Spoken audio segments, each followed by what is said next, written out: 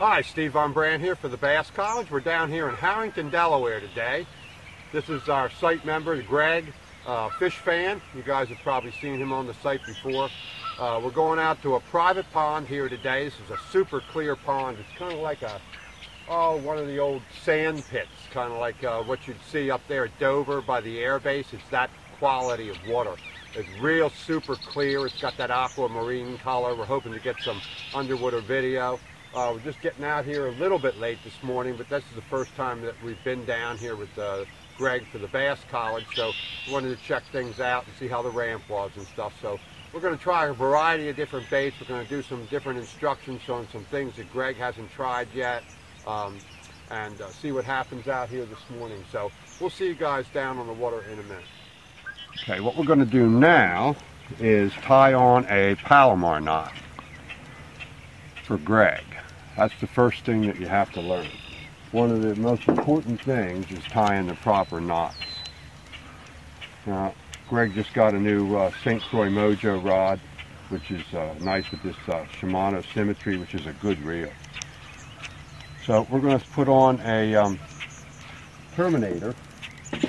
The bass have been real hot on the spinnerbait yesterday. They've gone post-spawn and they're really starting to hit the spinnerbait and the buzzbait. So we're going to put on a spinnerbait for him. That's a Terminator 3/8 ounce. It's a golden shiner. It's a Colorado willow leaf blade, a tandem. What you do is just take this, you double it up like that. Take that, put that on the bait right under the U-bend. Hold that, make an overhand loop, bring it through, open the loop up, put the bait through the loop, bring it back around, grab the tag end, pull it down slowly, and wet it because of the friction. Leave a little bit of a tag end, but not much. It's mono. Make sure it's down tight, and there we go. All ready to go. Well, there we go. I was showing Greg the buzzbait, threw it out, hit it right away. So we're going to go around, we're going to throw the buzzbait, check this whole place out, check out the water depth, clarity, the structure, throw the buzzbait and the Terminator, and I'll see you guys in a minute. You can see the water's really clear. You can see him down there pretty good. He's like 3 feet down right now.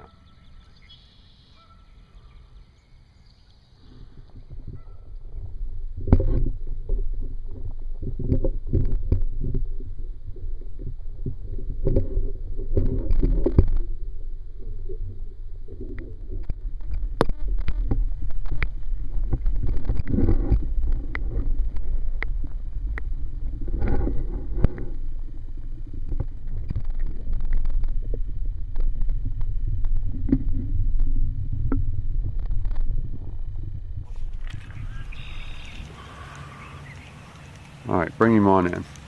Let's get this one off.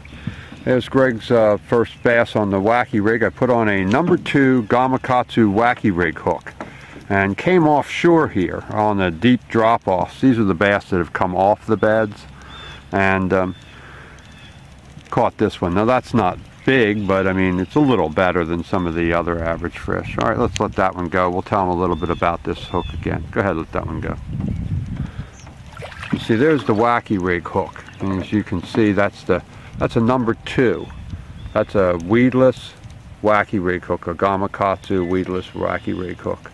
And I've got that rigged on the 7-foot G Loomis GLX rod, the spinning rod for Greg.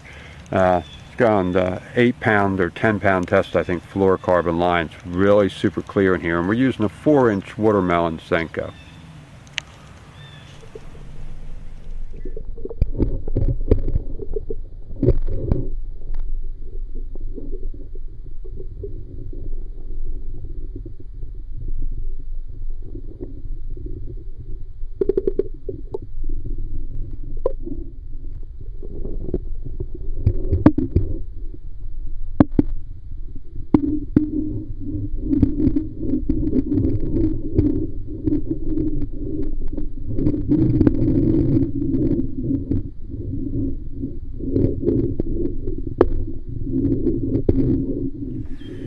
weight.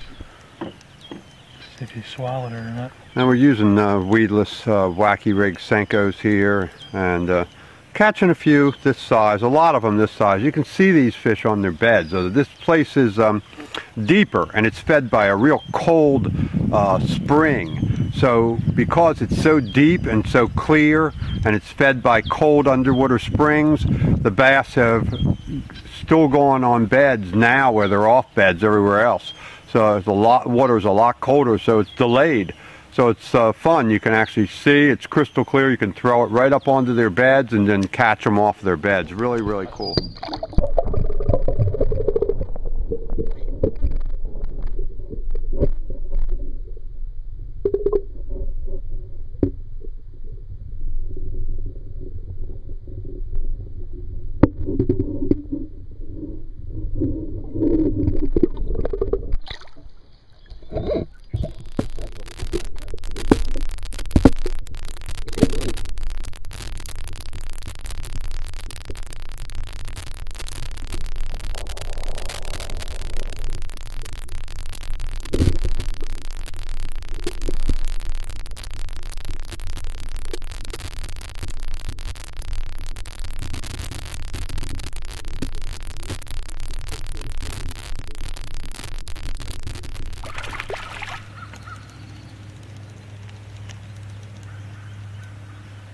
Yeah, hopefully we can see some beds here on this underwater video. That'd be really nice.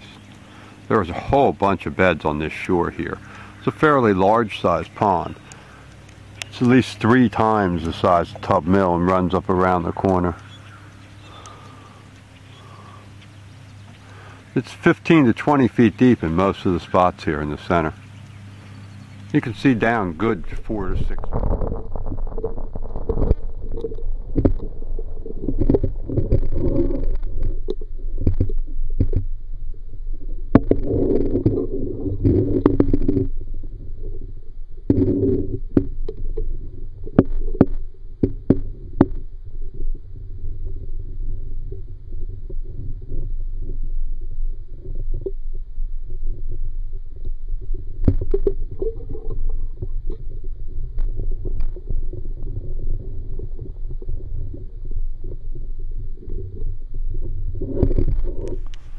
Okay, now finally we picked up a bigger one. I'm using a Grandy Bass Mega Claws rattlesnake.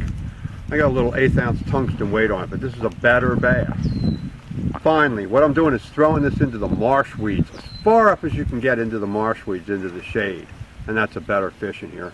Hopefully if we weed through about 50 of these small ones, we can start picking up some bigger fish. I'm going to throw a swim bait and some bigger crankbaits in a minute and see what happens. Okay, now what we're going to do now is I threw the Lucky Craft RC 1.5 and I've been catching bass on it, a little bit better size. So what we're going to do is I've got this on for Greg. This is the small BDS. This is Lucky Craft BDS. It's a small version, but I'm going to have him throw this now on 10-pound test fluorocarbon, and this is the first time he's ever used crankbait, so we're going to throw that out and give him some instructions on this crankbait on how to work these crankbaits here. Pretty hard like that. Right. And just let it sit. You can let it sit when it first hits if it's in the shallows, and then just let it sit. And then just slowly just twitch it a couple times. And then the rest of the time what you want to do is just slowly real slow. RC 1.5.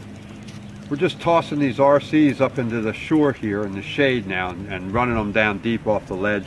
It's not big fish, but there's just a ton of them. We've got 25 or 30 right now. You're going to catch 75 or 100 fish here today. We're going to try and use every different kind of bait there is so that Greg can learn crankbaits, topwater, poppers, spooks. We're going to throw some dirty jigs, drag a Carolina rig. We're going to go through all the techniques here. There's Greg's first crankbait fish. Not a giant, but a decent bass. Go ahead, take him off of there.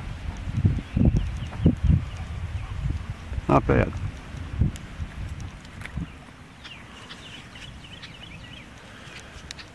Small, but bring him in. Bring him in. There's Greg's first popper fish right there. You go. We've caught about 100 bass so far on every kind of bait imaginable. I've gone through everything with Greg, poppers and everything. The only thing we haven't used is the frog.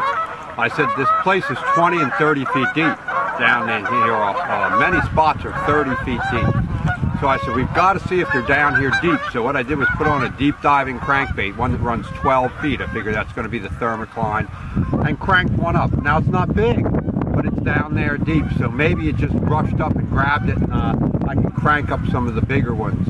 I did spot one bass on a bed that was around 2.5, 3 pounds. That's the biggest bass I've seen so far in here. All the rest are this size and just a little bit bigger.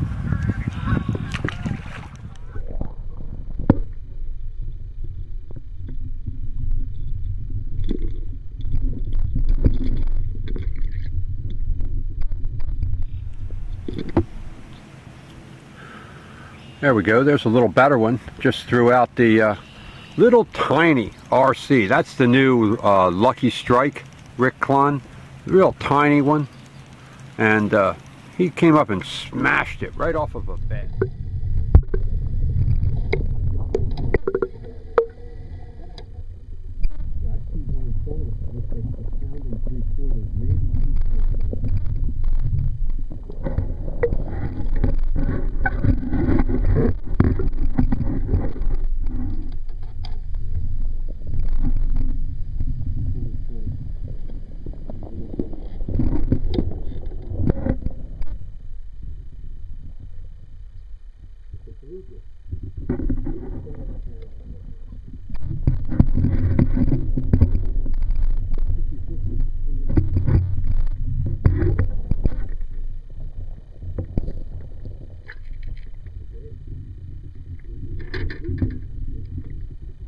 There's a rattle trap fish. They're hitting everything in here. We've thrown everything under the sun. Greg's thrown rattle traps at them. I've thrown different crankbaits, small crankbaits, RCs that run 1 to 2 feet, 4 to 6 feet. I've thrown 8 to 10, 12 foot deep crankbaits. We've just thrown small Senkos. We've thrown big Senkos. We've thrown weightless Senkos. We've thrown bottom rigs. We've dragged things on the bottom. I've thrown a dirty jig. We've just thrown just about every lure. We've thrown every kind of spinnerbait there is, and buzzbaits, and this seems to be pretty much the size of the fish that are in here, and we're going to try to correct it. We're going to be working on the pond. We're taking out all the small fish under 15 inches. We're going to keep everything that's just above 15 inches in here. We're going to stock some shad in here, threadfin shad, and see how that works for the next year or two. Monitor it, take some samples, see what the fish are doing, see what kind of fish we catch again next year, and if we have to, take out some more small ones. In the meantime, we're going to add in some brood stock, like 15, 20 bass that are 3 to 5 pounds, put them in, and that should really start this thing on its way. That's a little bit better. Most of them are smaller than this, but we're working on it like we said. But this is the biggest one so far. This is a KVD silent crankbait. I thought, this is real super clear water. Throwing a lot of baits at them. I thought, well, we'll throw that KVD. Threw the KVD, this one hit it. Not too bad. Well, we had a great day down here in Harrington. We're going to get out of here now, try a variety of baits, and I hope Greg learned a lot, and you all got to meet Greg, except for just seeing a fish with a hand. So that was a lot of fun. This is a good lake, has a lot of potential. We're going to work on this for one of our trophy lakes, and hopefully later on this year we're going to have our kids tournament here. We're going to give out trophies and prizes, and you can thank Greg for that. So until next time, this is Steve for the Bass College. This is Greg down here in Harrington, and we'll see you guys down on the water.